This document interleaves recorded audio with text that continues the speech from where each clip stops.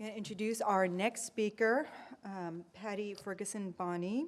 She is the director of the Indian Legal Clinic, faculty director of the Indian Legal Program, and a clinical professor of law at the Sandra Day O'Connor College of Law at Arizona State University.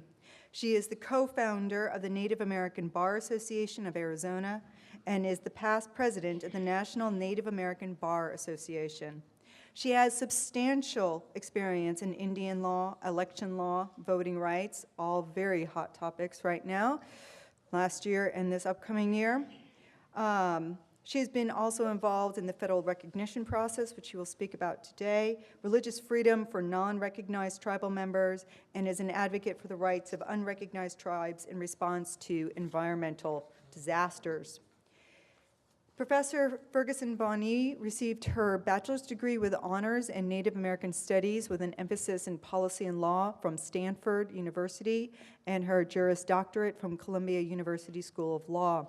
She has also spent several semesters in France, including the Stanford program in Paris, as well as being a Fulbright scholar at the Université de Paris, where her research focused on French colonial relations with Louisiana Indians during the 17th and 18th century. Professor Ferguson-Bonney is also a member of the Ponashen Indian tribe, and she will be giving her presentation today entitled High Water, High Stakes, Cultural Heritage and Legal Hurdles in both French and in English. Please join me in welcoming her to the stage.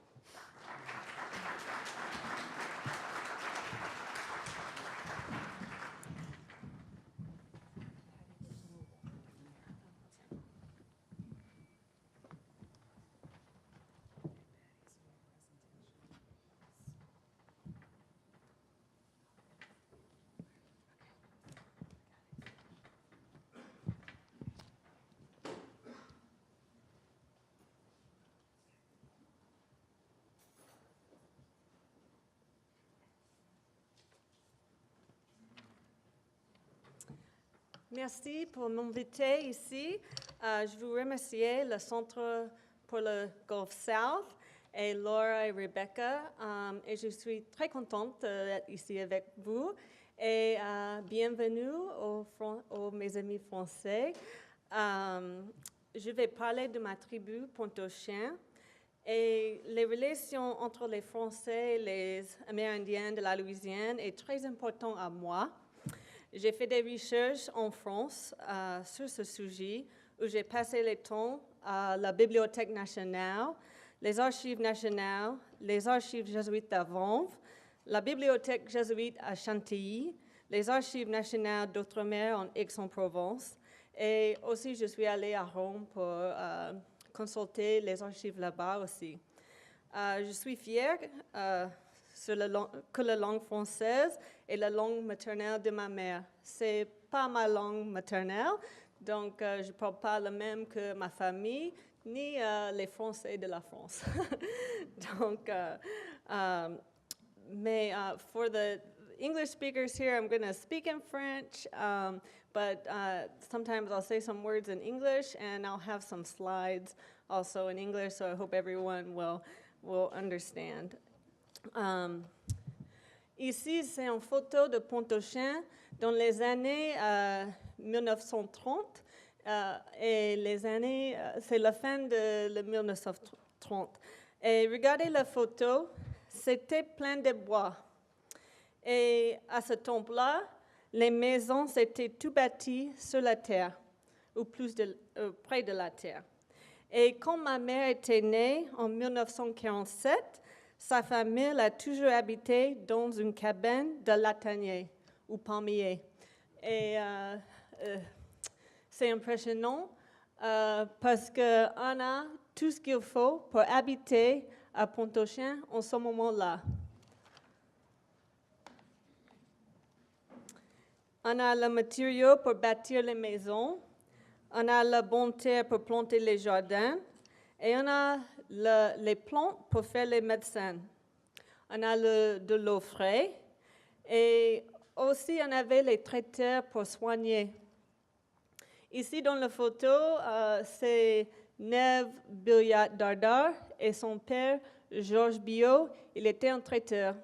Et si vous voyez, il est dans un pirogue qui est fait avec le cypre.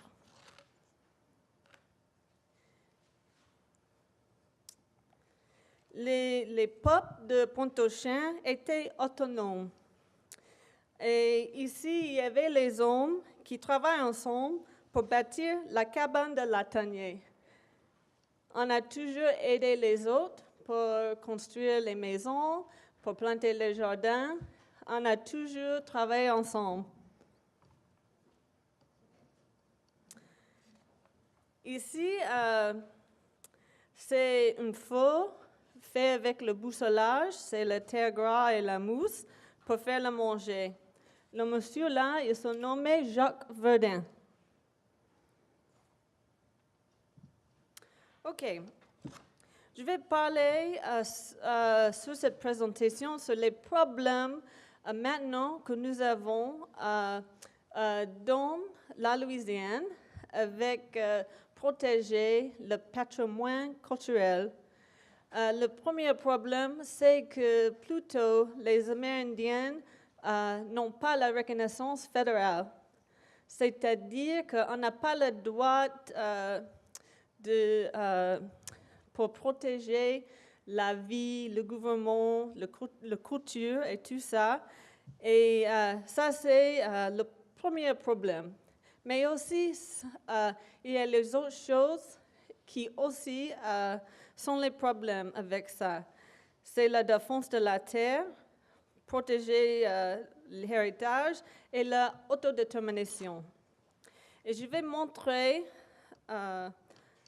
une petite histoire de Pontchartrain qui expliquait ces choses.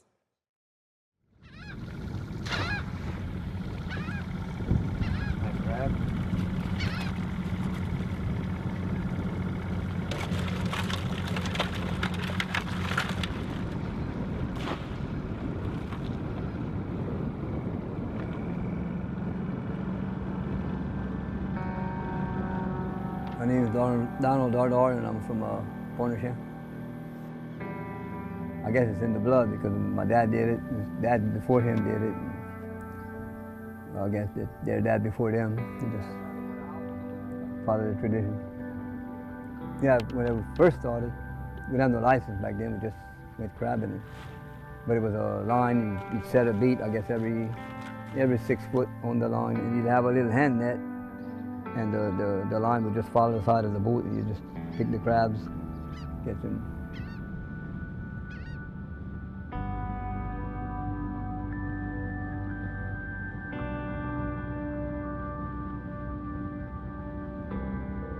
A lot more water now than what we had when I was growing up. We had too many trees behind my house or whatever. I could get lost in the trees. But now it's a lot different because we used to have islands that's all going now. Years back, you had a lot more protection.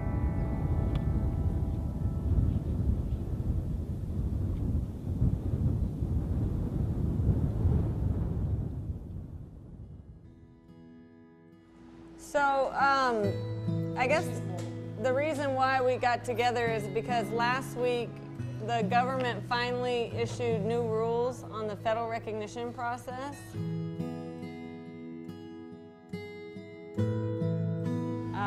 All of the changes that people wanted were not made, but there are significant differences, I think, that will help our petition.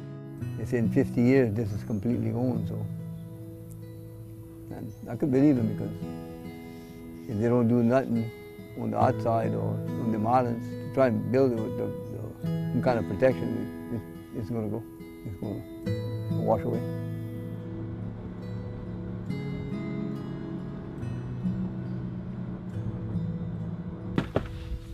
For me, it's the best place for me to live anyway. I don't know if anybody feels that way, but my house is right across the street, and I walk right to the bayou side and get in my boat and go to work.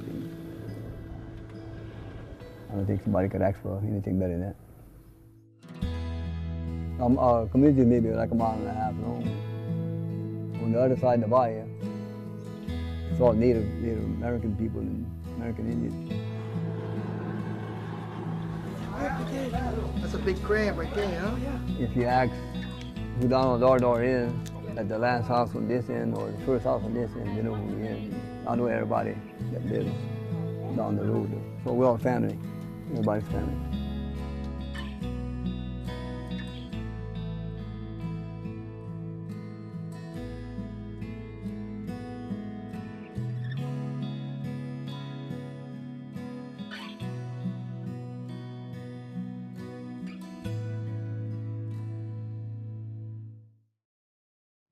OK, so, cette vidéo, ça donne un peu la crise que nous sommes maintenant. C'est sans la reconnaissance, on n'a pas le même droit pour défendre la terre, pour répondre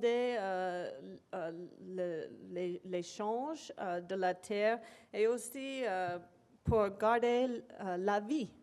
Et donc, pour nous, maintenant, c'est une crise. Mais cette carte, c'est la carte de la Louisiane que Liz Ellis a déjà montrée. Mais c'est bien de voir les tribus qui sont où nous sommes maintenant. C'est là.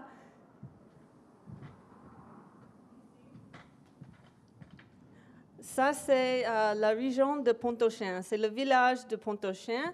Et il est marqué sur la carte les lacs de Chiramacha. Et ça, c'est important de regarder les lacs parce que les lacs, maintenant, ce n'est pas le même.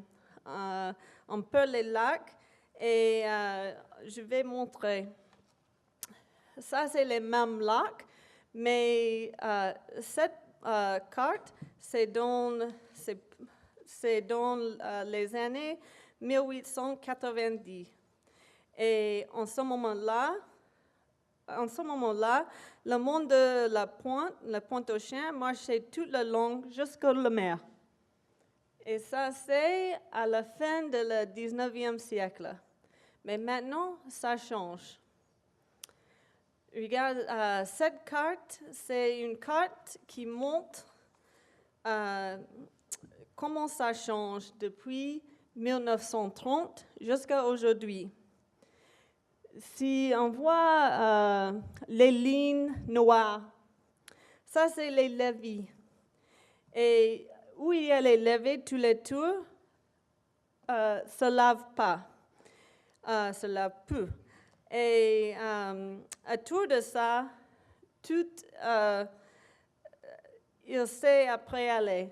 Donc ici, below, for people who can see, this is the land loss difference in 1932 to 2010. And where the levees are, the land stays, and below it, all the land is gone. Okay, or it's disappearing. And we already had some conversations about why that's happening. Et ça, c'est le même, mais le rouge représente toute la terre qui s'est prélevée. Il a tout parti. Et ça, c'est nos lacs, là.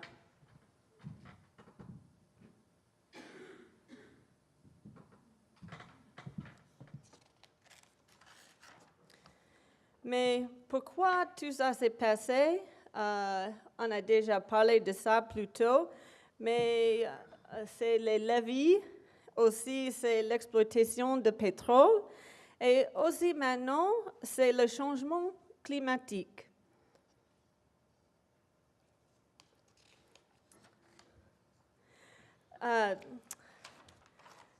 Cette chose, c'est les levees de Mississippi étaient créés quand ils ont fait ça. Ils ont connu que sans les levees, tout le monde en bas, ça va perdre la terre. Donc ça, c'est pris de la fin du 19e siècle. Ils ont fait les jugements là que les peuples qui habitent en bas, et c'est plutôt les Amérindiens ou les Indiens qui habitaient sur le golfe. Ils ont connu que ça va passer. Et ils ont fait les jugements de qui est important. et les autres n'étaient pas importants. C'est la cause et l'effet, c'est de protéger les autres parties. And so y'all can read this. This is from the National Geographic. They knew that when they built this levee system, that if they didn't create other levees, that all the land below would be gone. And so they made a value judgment about what was important, and it's resulted in relocation, and it's going to cause further relocation. Mais aussi, dans les années 30, ils ont trouvé du pétrole dans la paroisse de Terrebonne. Et donc, les compagnies n'ont tracassé pas du tout comment ils ont détruit la terre.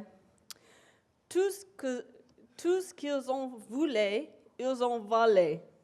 Et donc, ils ont coupé toute la terre pour exploiter le pétrole.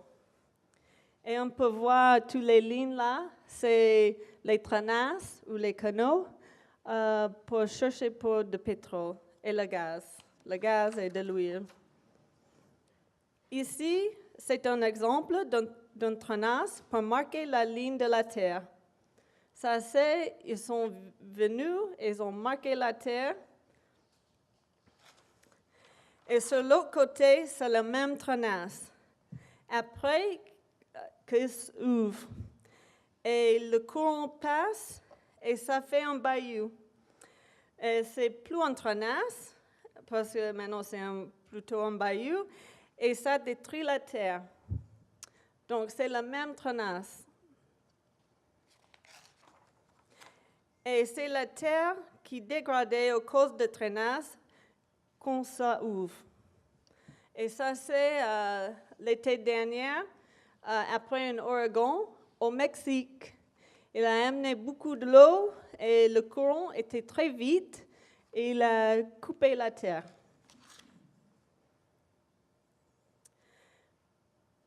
Ici, c'est le cut-off à Pointe-aux-Chênes en 1907. Et ça, c'est les bateaux, parce que nous sommes les pêcheurs. Et ça, c'est le cut-off là. Mais regarde, 110 ans après, ça, c'est le cut-off. C'est disparu. Et regarde, tous les bois sont crevés. C'est pas bien. Et ça, c'est nos villages. Et aussi, après un ouragan, ça, c'est après un ouragan. Il y a un gros marée haute et même cet ouragan a passé à Texas. Ici, on avait 8 pieds de l'eau. Et ça, c'est une autre maison. Il est 10 pieds plus haut que la terre. Et il y avait quelqu'un qui est là sur la maison. Mais comme on n'a pas la reconnaissance, on n'a pas l'aide du gouvernement fédéral avec les problèmes d'environnement. Et donc, le gouvernement ne travaille pas directement avec nous après les choses comme les ouragans ou récemment, c'était les BP oil spill en 2010.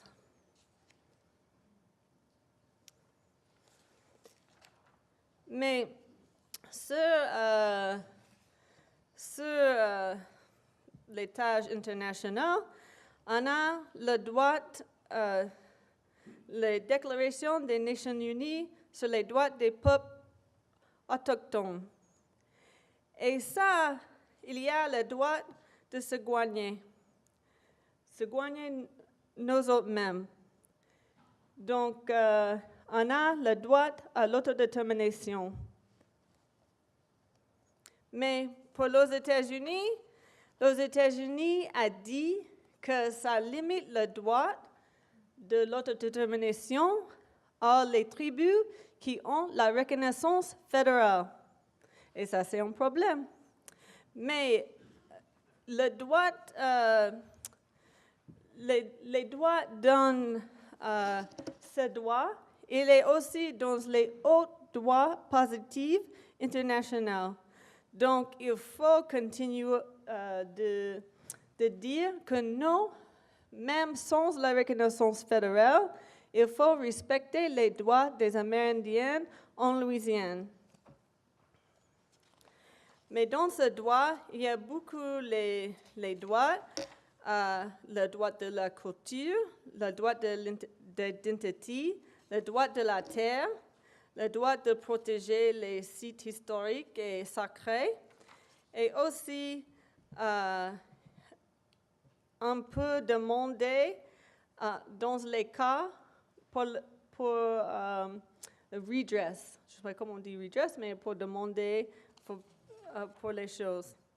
Et on peut voir aussi le droit d'être autonome et aussi le droit de maintenir et de renforcer leurs institutions politiques, juridiques, économiques, sociales et culturelles distinctes. Aussi, le droit de religion, mais ici on dit les droits allégeants. Aussi, pour nous, qui est très important, c'est les droits de la médecine, c'est les plantes et tout ça. OK.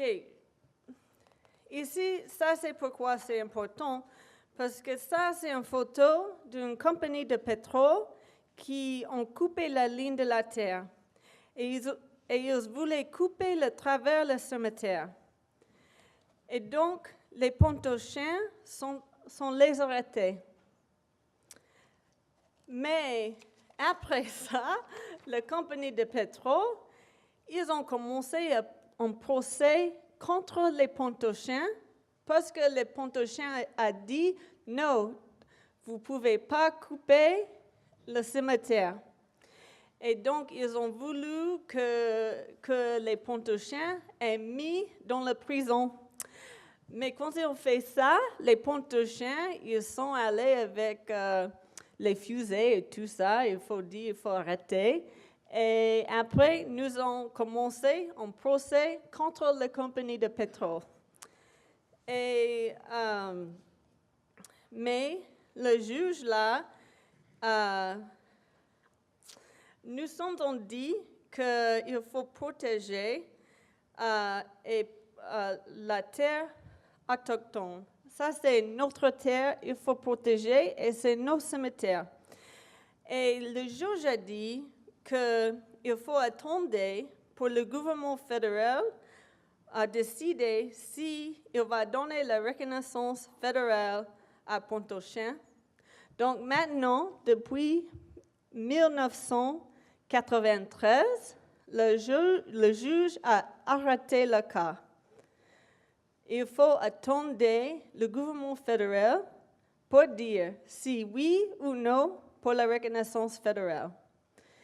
Donc, dans ce temps-là, on perd plus et plus de la terre. Ça se lavait. Mais nous sommes dans le procès, comme les autres tribus dans la Louisiane. On a commencé, après ce cas, on a commencé le dossier pour la reconnaissance fédérale en 1995. Et on n'a pas gagné. En 2008, le gouvernement a dit non, vous n'avez pas donné toutes les preuves. Mais en 2015, ils ont changé les règles. Donc maintenant, ils ont changé les règles. Mais notamment, les règles sont les mêmes, sauf les dates.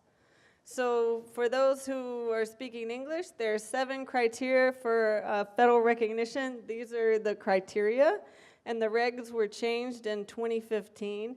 And all of the Gulf Coast tribes in Terrebonne and Lafourche Parish are currently going through the process. None of the tribes in Terrebonne and Lafourche have federal recognition.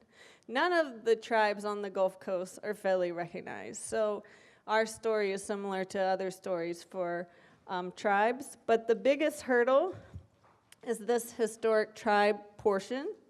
And the reason why it's so important is because people who have done research on tribes in Louisiana have not really relied on primary sources. So a lot of people who write about Louisiana tribes, they start in the early French period, and then they skip the whole Spanish period and the early American period, and then they're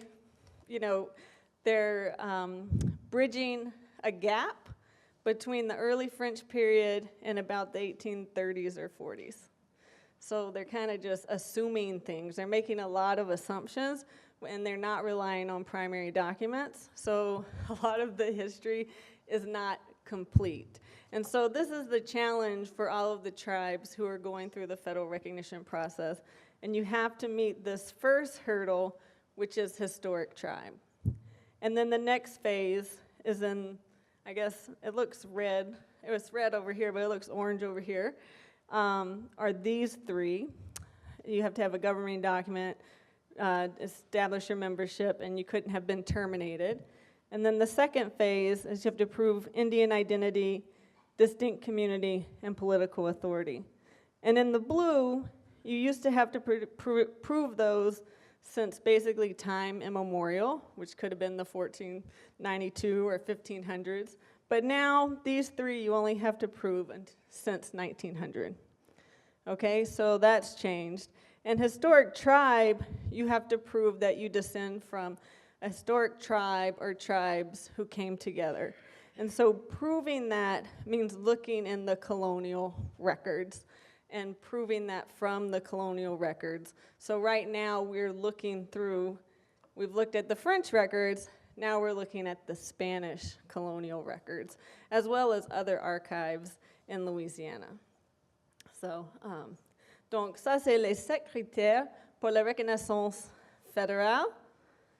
Et ici, quand ils ont changé les règles pour Pontchartrain, dans 2008, on avait le succès avec 4 critères, mais quand ils changent les règles en 2015,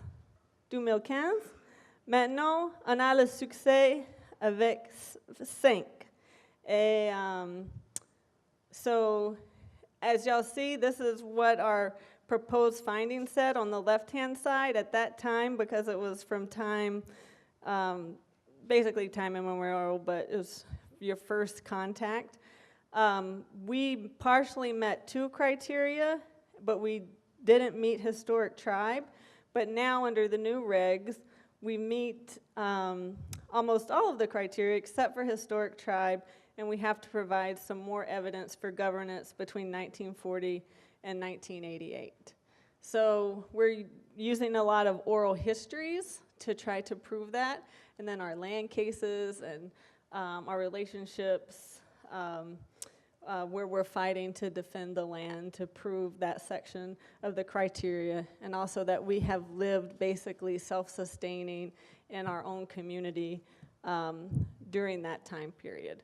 And I know it's a little complicated, so I'm happy to answer any questions if anybody has questions about that. But we're pretty confident now with the research that we're doing that we will be able to be successful.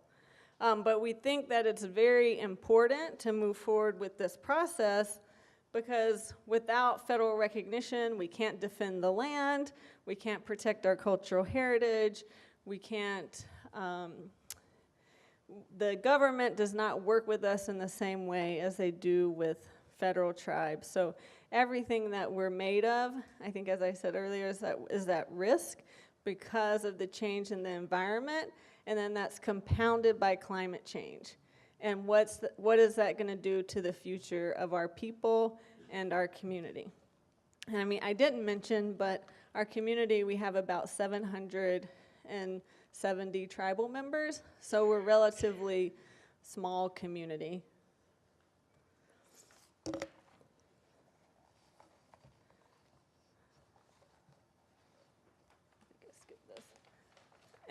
And for cultural heritage, this is recognized in international forums as a human right. And so one of the things that we're trying to use, even though we're not federally recognized, is look at international law, whether it's the Declaration on the Rights of Indigenous People or in other international laws that we can use to advocate for our cultural heritage, for our self-determination, are to protect our land.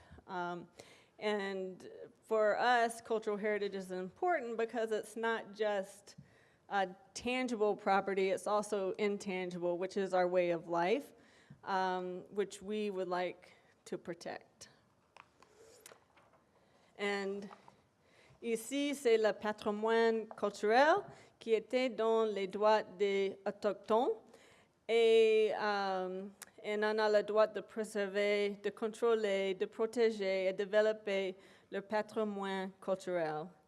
And we think that this is very important. I have it in English and in French, but I have also the article number if anybody's interested in learning more about that. But also, this is in the Louisiana Constitution. I don't know if people from Louisiana know this, but there's actually an article in the Constitution about preserving the historic, linguistic, and cultural origins of the people of Louisiana and saying that you have a right to do this.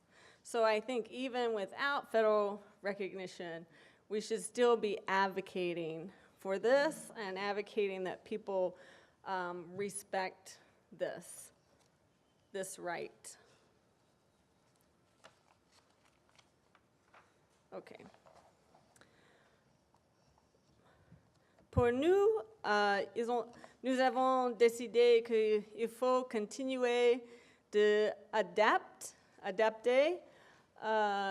et ça, c'est toutes les choses que nous avons décidé que c'est important pour protéger et garder. C'est les connaissances écologiques traditionnelles, les cimetières, les villages, les places à pêche, l'histoire, l'identité et les langues. Toutes les choses sont importantes et il faut garder et protéger. Mais comment on va faire ça? Comment on va faire ça dans ce climat politique? C'est pas très évident. C'est difficile. Mais premièrement, il faut gagner la reconnaissance fédérale. Oui, il faut faire ça. Mais ça, c'est déjà plus que 20-30 ans.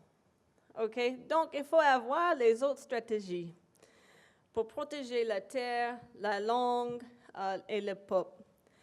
Donc, pour protéger les places sacrées, on a commencé pour demander les places sacrées que c'est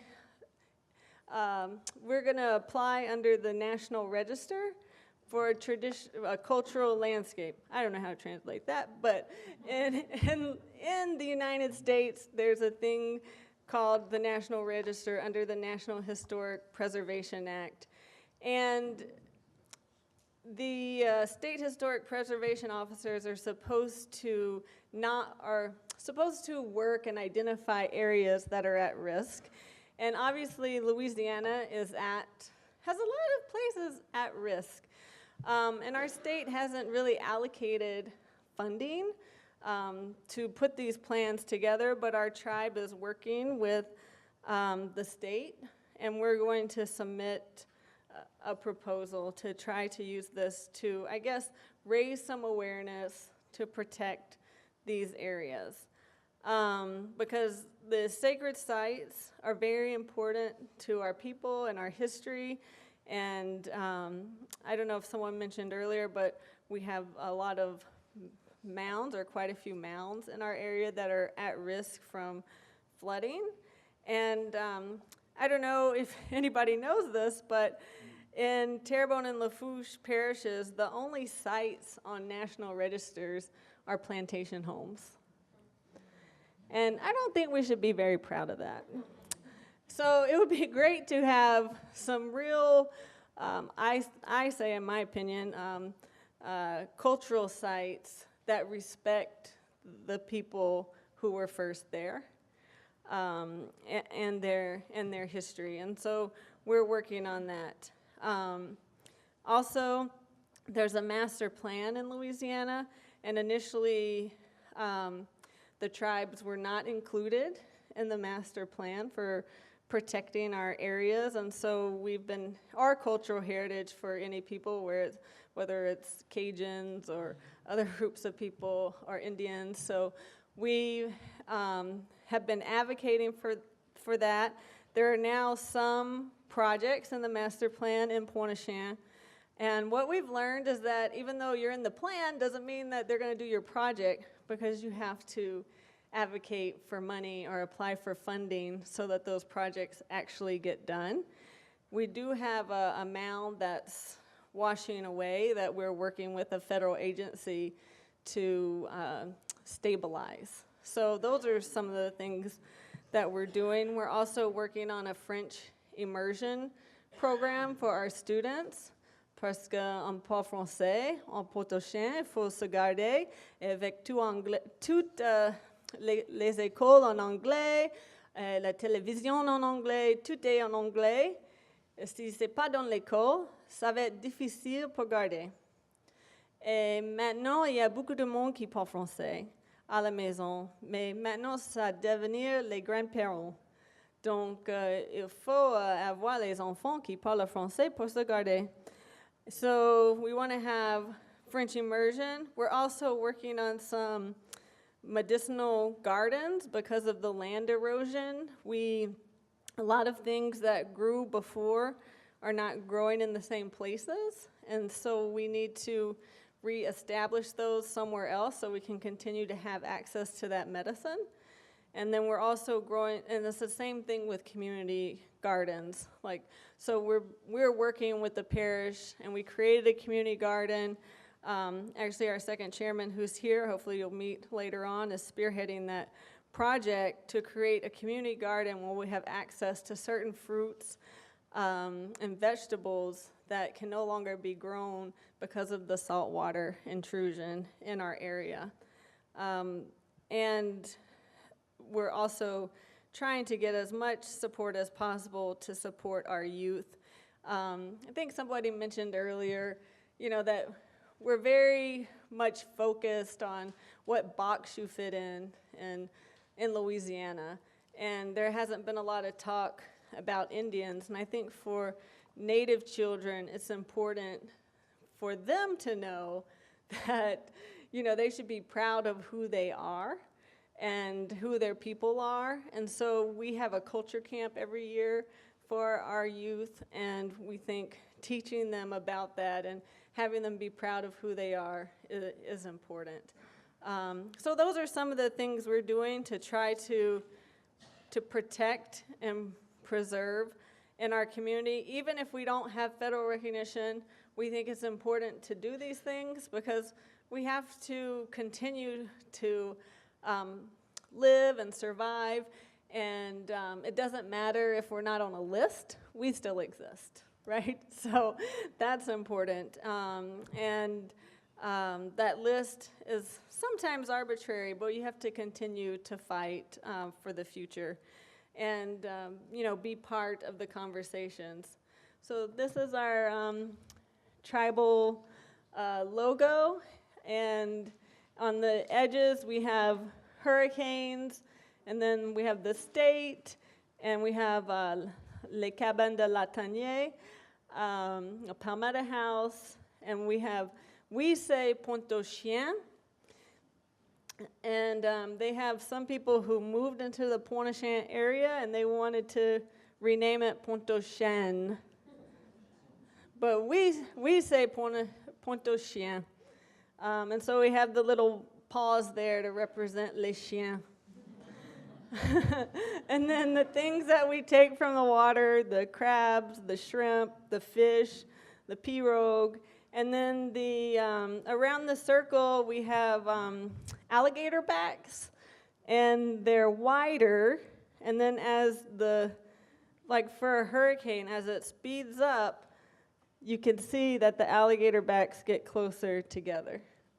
So it's kind of that space and time, and then when you start moving faster, they move closer together. So this is a representation that our people thought was a good, representation of who we are that we could share with other people. And I think do I have time for questions? No, okay, I don't have any time for questions, but if you want to talk to me, feel free to reach out. Oh, wait, I have one more thing. On your programs, there's a picture, and this picture also is from Pointe-aux-Chenes in the late 1930s, and this is a mud and moss house with a palmetto top, and so it's another representation of the homes that we lived in. Thank you very much.